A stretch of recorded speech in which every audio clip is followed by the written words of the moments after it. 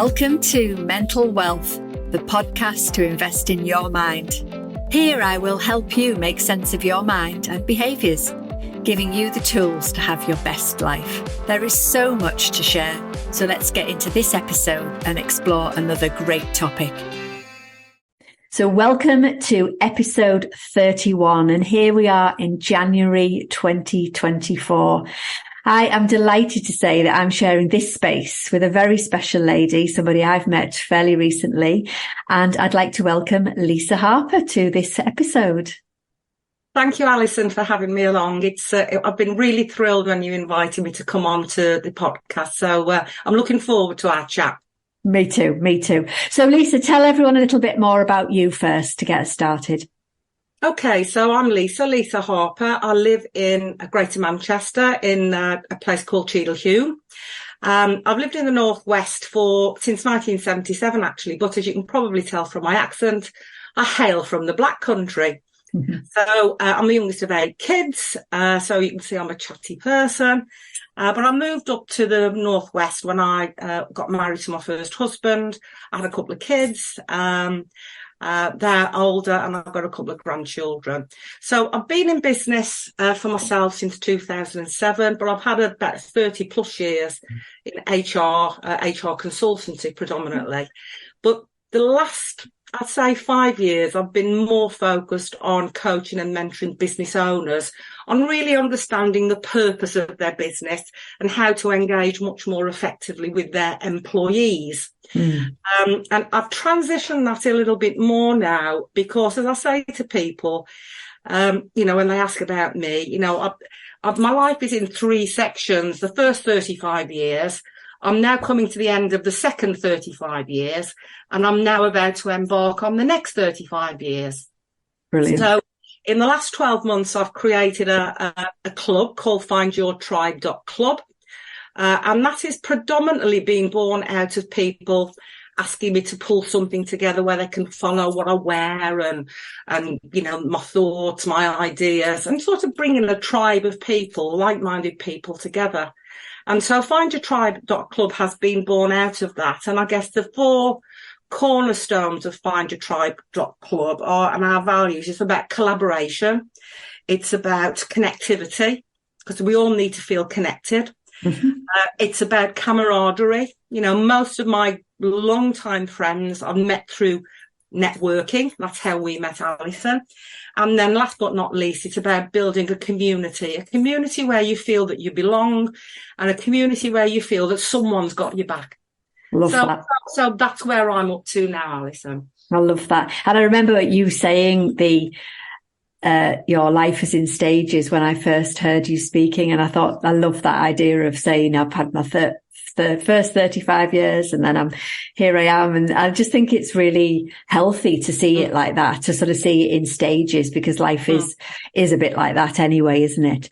So I think it'd be brilliant for us to home in on almost the essence of what your club is about, but also just helping people think about themselves, because I like the episodes to have that relatableness about how important it is to have people around you, to have your tribe, so that you can have, as you say, the connection, the collaboration, the building up, and how important that is. I think it's important for us just to raise that possibility, because some people do find themselves not mixing with the right people or mixing with anyone at all, particularly with the way that some people's jobs have gone, working from home. So let's have a think about what do you think is the most important thing around that whole essence of finding your tribe, whatever that might look like? Okay, so I can only speak from my own experience, Alison. So when I think about it, as I said in the beginning, I moved from the Midlands in 1977 to the Northwest. I'd never lived in the Northwest. All I knew about the Northwest was Coronation Street. And that was my vision of what Manchester looked like. I was very surprised when I moved here that it was, it wasn't like that at all. But I guess I left my tribe at home and I was absolutely bereft. Yes, I'd come to start a new life with my new husband, But, I'd left my family, the youngest of 8 kids, my support network. And I used to have to go home every weekend because, honestly, I was beside myself. And I think that's the thing about a tribe. The first tribe you ever belong to is your family tribe. Good or bad, because there might be some people going, no, I don't like being part of it. My family's a pain in the butt, but that is your first tribe you experience. But I was very, very fortunate because when I moved to the Northwest, my husband worked in a business and he'd got some nice contacts and we socialised and I made some really, really good friends. And so I started to build that nucleus of friendship. So the visits back home became less frequent. And then obviously I started to have my own little tribe, in 79, my first daughter was born, and in 83, my second daughter was born. So I'd really start to build that community. And I did work part-time. I worked in a pub, I sold Tupperware because I needed to feel that sense of belonging. But as time went on, obviously, I started to create a tribe within my workplace. And I think it's so important if we fast forward to now, I talk about the second 35 years of my life. In that second 35 years of my life, I got divorced from a husband. That was traumatic. And I really did need my social tribe around me and my family tribe. I remarried.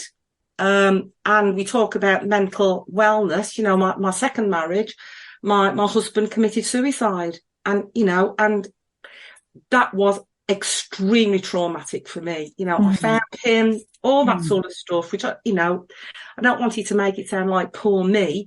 But again, if I hadn't have had the support of my kids, my family, my friends, I cannot tell you the amount of people who came together to help me. And that's why I've always advocated you've got to be part of a tribe.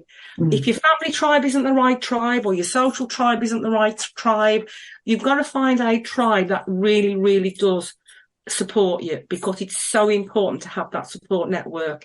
You mentioned, Alison, particularly now since COVID and the whole thing working from home. I think COVID for most people was a really difficult time because of isolation.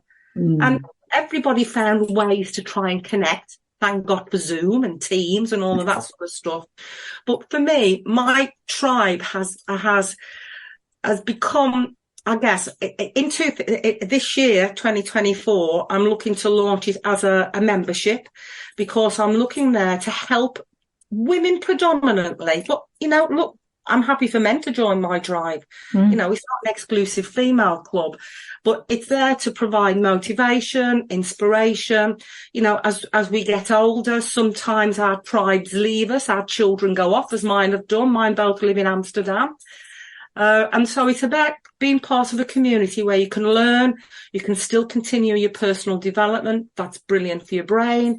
It's absolutely important to get back to your own authenticity. And that is so important when you're part of a tribe.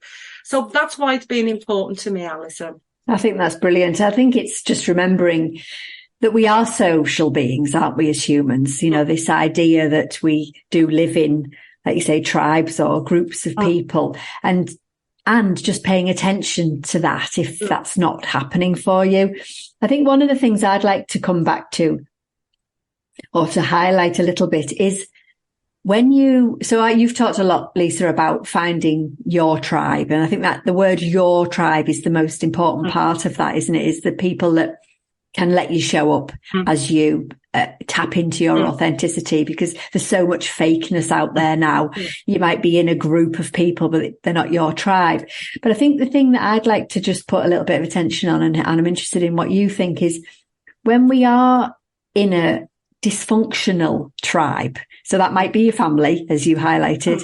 It could be a group of friends. It could be a group of old friends from the past, or a group of colleagues that really doesn't serve you. And yet we still keep going back. We still find time and give these people time and energy. And I just wondered what your thoughts are on that, just to give people I suppose, permission really to step away from groups and tribes and families that don't work for us. And I think that's a really interesting point, Alison. You know, look, we've all had friendships and relationships and all that sort of stuff that haven't worked for us, whether they're, you know, I've been divorced, I've had a marriage that hasn't worked. But I think you've just got to be honest with yourself. You've got to ask yourself, does this serve me well? You know, and if it doesn't serve you, you have got to find a way to extricate yourself from that situation. It isn't easy because you have loyalty. You've got, oh, what's so-and-so got to say? I mean, what has helped me 100%, you know, since I've sort of been in my late 30s, I've always been an advocate of personal development. You know, I read. I don't say I read avidly because when I get into bed, I read a book, I can drop off to sleep, but I listen to Audible. My car is my university. Yeah. So I listen to development books. I listen to podcasts. I do training courses. I do, you know, and I don't do a training course and think, oh, well, that's a good one to do. I walk the talk because until you hear from other people and you think, wow, that's just like me. Yeah. And they managed to do it. You know, I think you can't be an island and think, oh, well, look, you know, Fred, my best friend, I've known him for 200 years, but, you know, it depresses me every time I see him. But I've got to be with Fred. I've been his friend for 200 years. Sometimes you've got to be able to say, this isn't working. I think that's so important.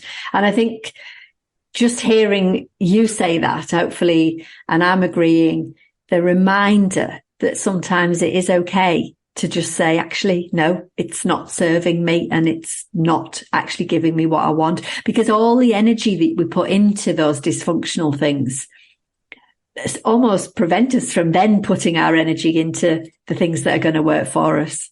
And it's interesting because, again, being part of Find Your Tribe, and this year in 2024, I want people to watch out for the tag Women with Wisdom.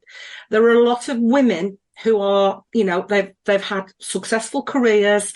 You know, they may not be doing paid work, but they're doing some sort of work, and they've still got such a lot to give, and a lot to give to women who are experiencing all the things that they experienced 20 years, you know, and nothing is new. No. You know, people think, oh, this is new, you know, and unfortunately, I feel that too much importance is put on what it says on, you know, oh, if it's on TikTok or if it's on Instagram or if it's on Facebook. Sometimes you need to listen to the people who might be able to help you. You know, you may, you know, I've had it before where someone says, well, I couldn't speak to my mom about that, but I can speak to you about it, Lisa. And it's about finding that, and some younger women don't even have a mom. They haven't had the good grace for their mom to survive beyond a certain time. So that's why it's so important to have a tribe. If you've got these issues where you think, oh God, this tribe are really not, you know, move yourself towards a tribe that you do start to resonate with. Because, you know, the moment you're with people who resonate, it's not so hard to let go of the ones who don't. I think that's a really good point, isn't it? Is once you've found your new place, it becomes less important. Or maybe it's more obvious then that those people were they're actually causing me distress, discomfort, etc. But I think the other thing that I've noticed over my also colourful journey of life is that when we are with the people who we're meant to be with, that's when we are more likely to actually grow, stretch, be more vulnerable, be more uncomfortable, because they're allowing you, they're holding that space. You know, when I was back in my day where I used to think that being my tribe were the people who were, you know, going to, I suppose, make me feel better. Actually, no, they weren't doing that at all. It was a completely false situation. It was definitely the ones who let me just be me for being me's sake and accepting me for that. And I think they're your tribe when you find them, and there doesn't have to be many. Something else I remember my mum used to say to me, you know, when I was younger, I used to have like tons of friends. I thought everybody was my friend. And she used to say to me, you know, you don't need loads of friends, Alison. And I'd be like, I do, Mum, I do. These are all really important to me. And I was doing all these things with all these people. And actually, one of the things that she was right about was exactly this: finding just a few people who get you or allow you to be you is so, so important, isn't it? It is. And those people who always, every time you come up with an idea, knock you down, those aren't your friends. I mean, there's a well-known saying that you meet people for a reason, a season, or for life. Mm. If you've got a half a dozen lifers in your network, you are a very blessed person. Yeah. Those are the people who, they would lie down and die for you. Not literally, but, they would do that. But there will people who will come in, they'll come into your life for a reason. Mm. They might come in for a short period of time. But because we're all passing through this life, however long we're given on this planet, we're all passing through. And actually, you have to experience some of those not so positive relationships in order to appreciate the great ones when they come along.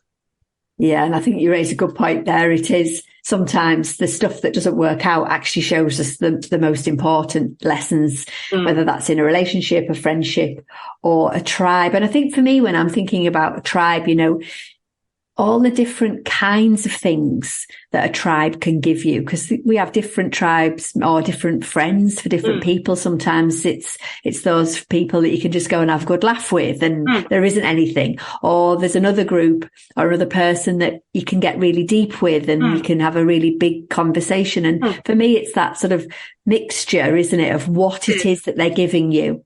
And that's what happens in any tribe. You'll have, if you think about tribes from way, way back, a tribe would have a hierarchy.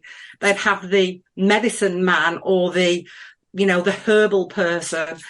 They would have the wise person, the person that would always go for advice and comfort. And you have that in families and you have that in your social network.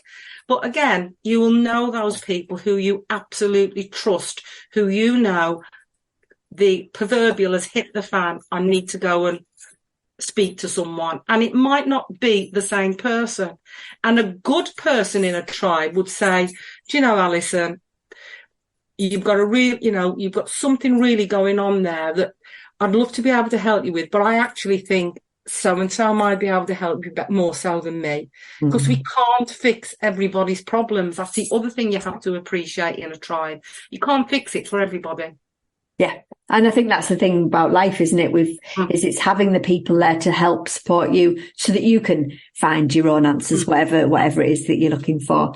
But I think with a tribe, like you say, it's that collection, isn't it, that makes it interesting, that collection of people, rather than, obviously some people do just have one best friend. But I think the tribe for me feels like it's a common ground. You create that, and that's where we have got the luxury, if that's the right word, of things like groups on Facebook where a collection of people who would never normally have come together.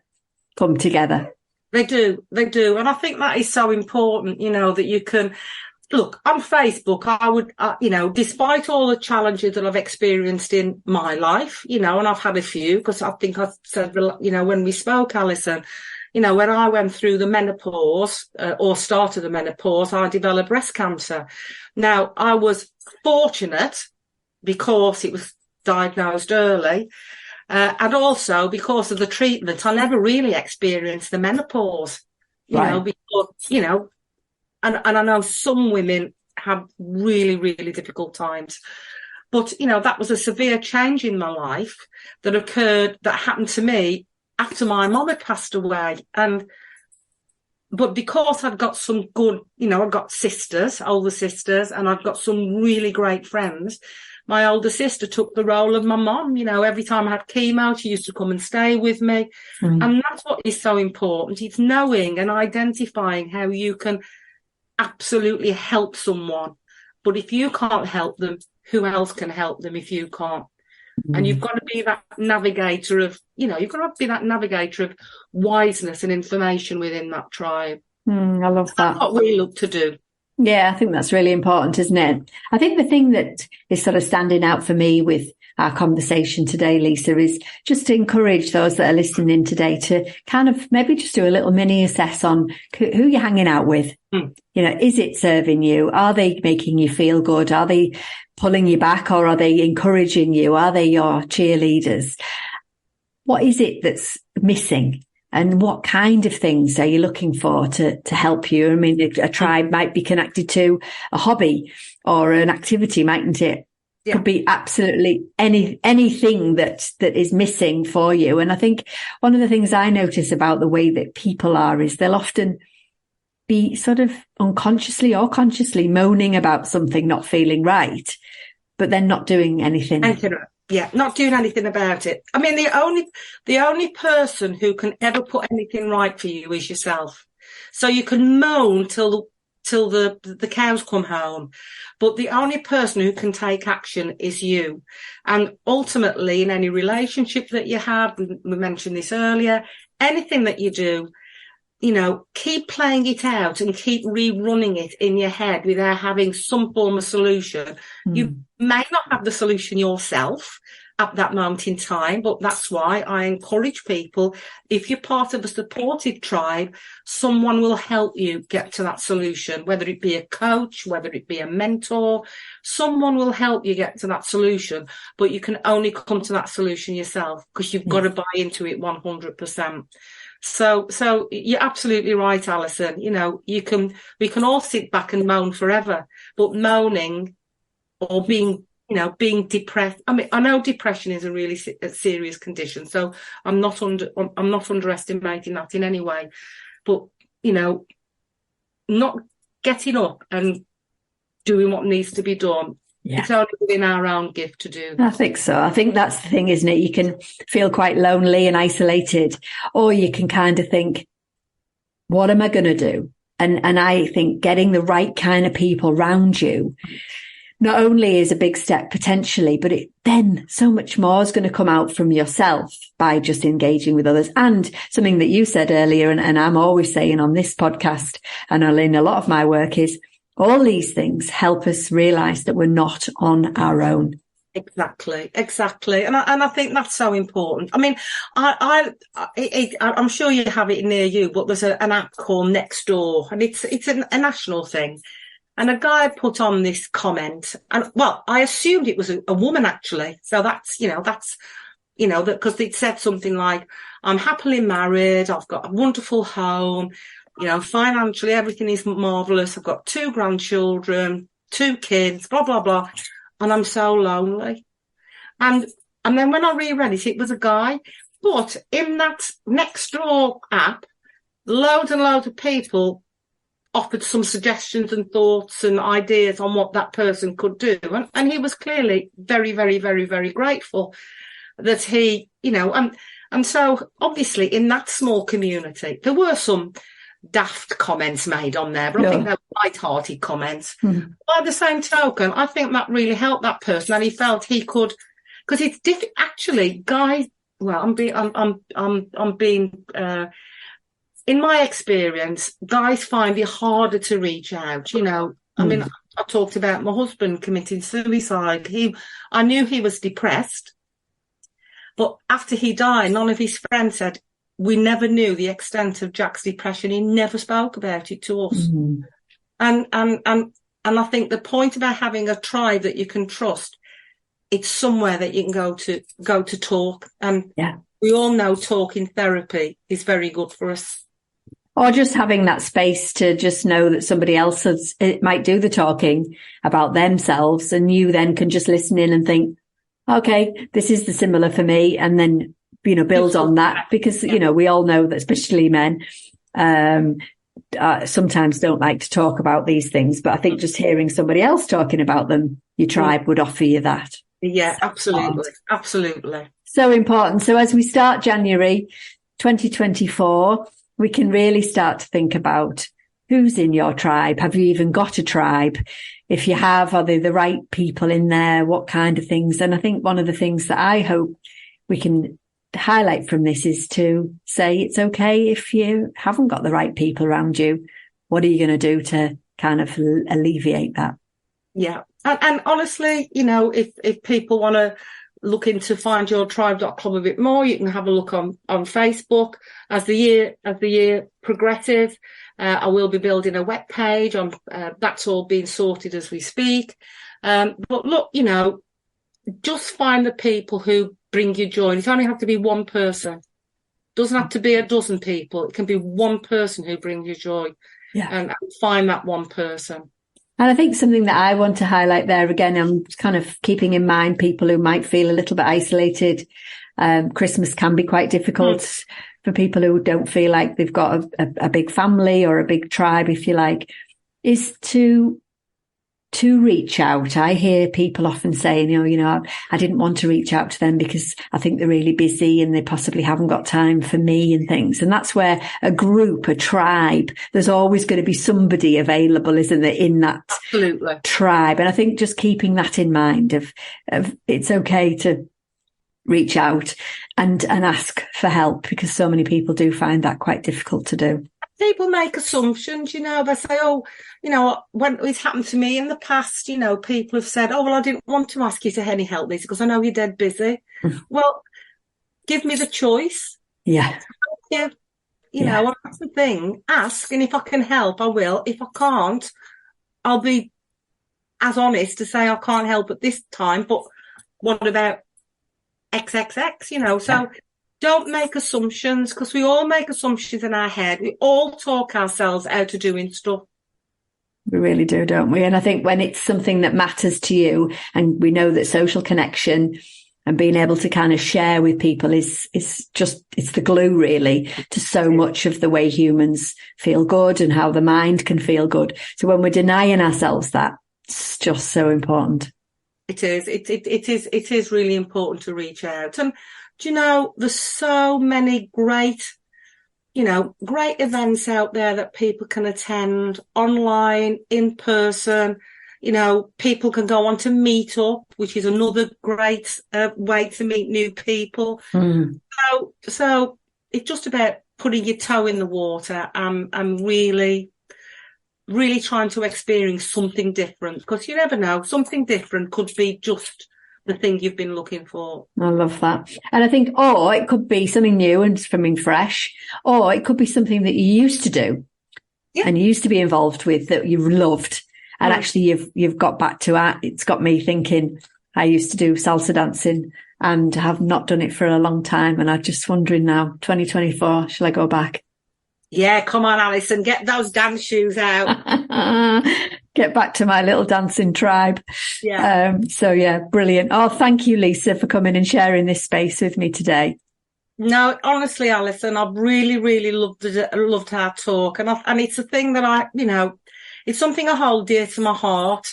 And I just, none of us are meant to be alone. And I think we all want to be part of some form of community. Just as I was on a call earlier in the week, and a guy he's an IT guy. He's got an IT company, and he said he thought that all of his team would not want to come back into the office because they're all IT geeks, as he described them. Not my description; that was his description. And he said he was really, really surprised after COVID how they all wanted to come back into the office and didn't want to work from home. And that's what I found with my HR hat on. Although a lot of people liked working from home, they actually missed the camaraderie of being in the workplace. I think that's something that a lot of businesses are still navigating, that sort of mixture, and how you help people who are different, because every person in your team is going to be different. Some, like you say, love working from home and are really happy, and then others are absolutely at the other end of the scale. But I think it's the mixture that businesses are working on, because your work colleagues are a tribe of some form. They are, good or bad. Yeah. Tribe. They are. Brilliant. Oh, thank you so much, Lisa. Really enjoyed our conversation. Thanks, Alison. So in next week's episode, we are going to share the space with Lucy Gossard, who is a 14-time triathlete. She is an incredible woman. I did the Yorkshire Three Peaks with her in September last year, and I can't wait to share with you our conversation. Thank Thank you for listening and sharing in this episode of Mental Wealth. Remember, you can subscribe wherever you get your podcast. My last question to you is, what is the one small thing that you can take action on from this episode? Message me on Instagram or through our website with questions you'd like me to explore. You'll find the links in the show notes. I'll be back with more tools and tips to make sense of your mind in the next episode. In the meantime, be kind to yourself. Bye for now.